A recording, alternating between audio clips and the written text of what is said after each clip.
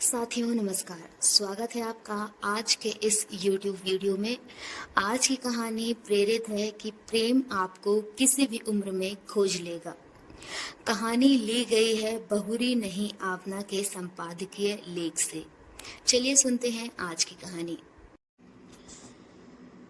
किसी बैठक में एक सम्माननीय सदस्य ने कहा कि मैं नौकरी में सेवानिवृत्ति लेने के बाद एक झोला लेकर अपनी जिंदगी में रम जाऊंगा।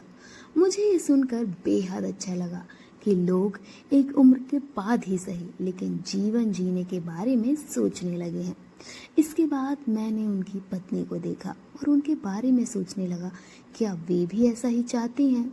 वे भी इसी तरह से पारिवारिक जिम्मेदारियों से मुक्त होकर एक झोला उठाकर जा सकती हैं।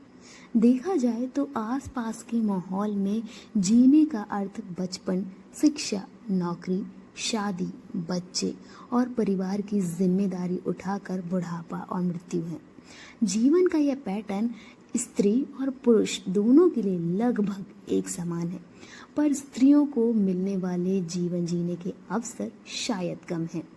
अगर स्त्री कोई निर्णय ले भी तो उसके पीछे शक्ति और ऊर्जा का एक बड़ा हिस्सा उसे निवेश करना पड़ता है। ठीक यही स्थिति प्रेम में भी होती है। अंग्रेजी सिनेमा में हाल ही में स्त्रियों की कुछ ऐसी ही छवियों को सिनेमा के पर्दे पर उतारा गया है जो बेहद संवेदनशील हैं और ज़माने के बदलाव की आहट के साथ हैं। हिंदी फिल्मों में भी ऐसी छवियां अवश्य होंगी जिन्हें मैंने शायद अभी तक नहीं देखा। हाल ही में आई 2 फिल्मों के बारे में चर्चा करना चाहूँगी। एक फिल्म है द आइडिया ऑफ यू और दूसरी फिल्म है अ फैमिली अफेयर। दोनों ही फिल्में बेहद बढ़िया कहानियों के साथ रची बुनी गई हैं जो दर्शकों का ध्यान खींचती हैं और स्त्री चरित्रों के आधुनिक समय में एक सुंदर मानवीय रूप को प्रस्तुत करती हैं। पहली फिल्म है द आइडिया ऑफ यू। इसी नाम के उपन्यास पर बनी फिल्म है जिसे रॉबिन ली ने लिखा था। सोलेन मर्चेंट एक 39 वर्षीय सिंगल माँ है जो अमेरिका के एक बड़े शहर में आर्ट गैलरी चलाती है। उनका अपनी बेटी के साथ मजबूत दोस्ती वाला रिश्ता है।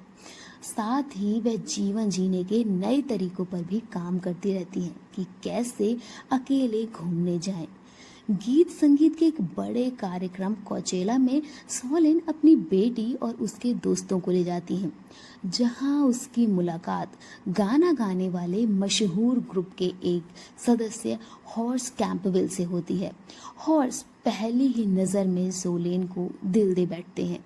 यहाँ तक तो कहानी सामान्य लगती है जो किसी भी प्रेम कहानी में पढ़ने या देखने को मिल ही जाती है, पर इस कहानी में जटिलता और आधुनिकता का समावेश तब होता है जब कहानी खुलती जाती है।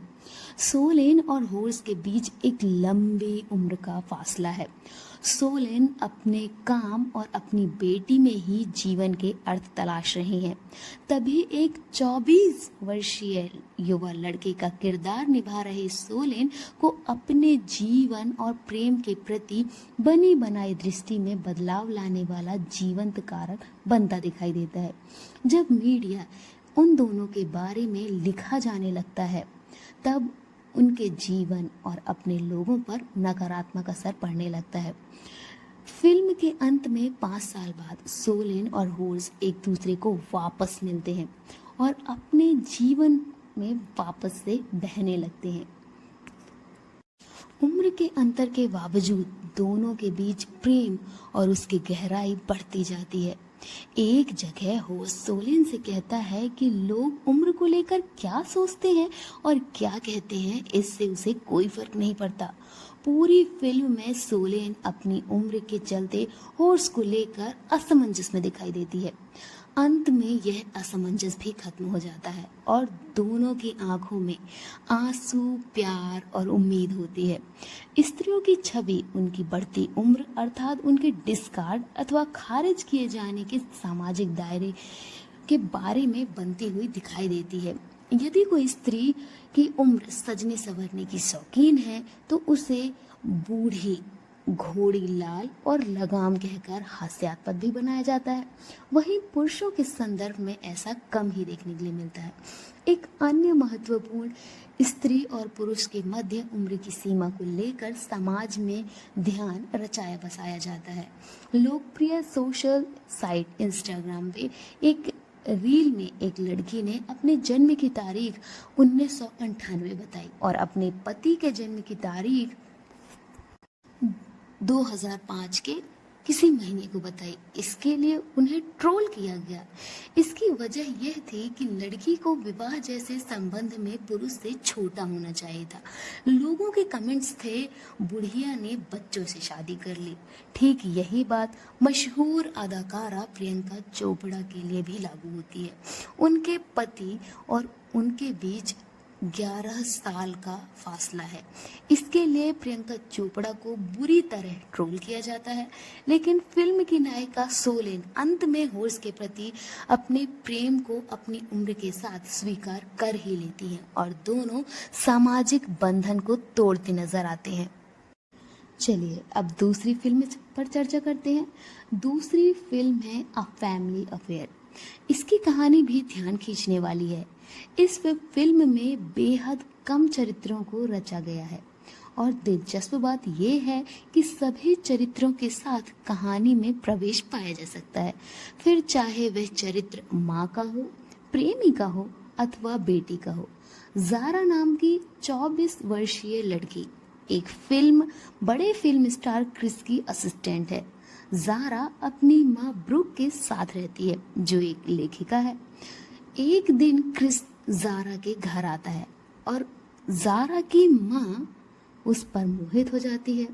दोनों के बीच प्रेम संबंध बनते हैं और इसका पता जब जारा को लगता है तो वो अपनी माँ से लड़ने की मुद्रा में होती है। धीरे धीरे जब कहानी खुलती है तो जारा को एहसास होता है कि उसकी माँ की खुशी का उसकी स्वयं की खुशी से कोई लेना देना नहीं है। इस उम्र में भी उसकी माँ किसी को प्यार कर सकती है, किसी के साथ घूमने जा सकती है। पति की मृत्यु के बाद किसी स्त्री का जीवन खत्म नहीं हो जाता। वह हर प्रकार के बंधनों से पहले एक स्त्री है। इस विचार को फिल्म में बार बार इंगित किया जाता है। इस फिल्म के सभी किरदार एक विशेष प्रकार का आग्रह लेकर दर्शकों के सामने उपस्थित होते हैं कि समय और रिश्तों की मांग के साथ खुद में और अपने विचारों में कैसे बदलाव लाया जा सकता है।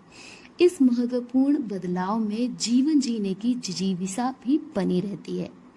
इतने अर्थपूर्ण संदेश के साथ ये दोनों फिल्में गतिशील समय और स्त्री चरित्रों की परतों को खोलते हैं।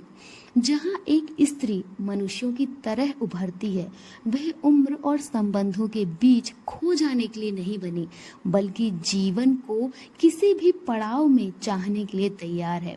इन दोनों फिल्मों में स्त्री चरित्र संभावनाओं के साथ उभरती है, जिनमें गरिमा और प्रेम दोनों का स्पष्ट अनुभव किया जा सकता है।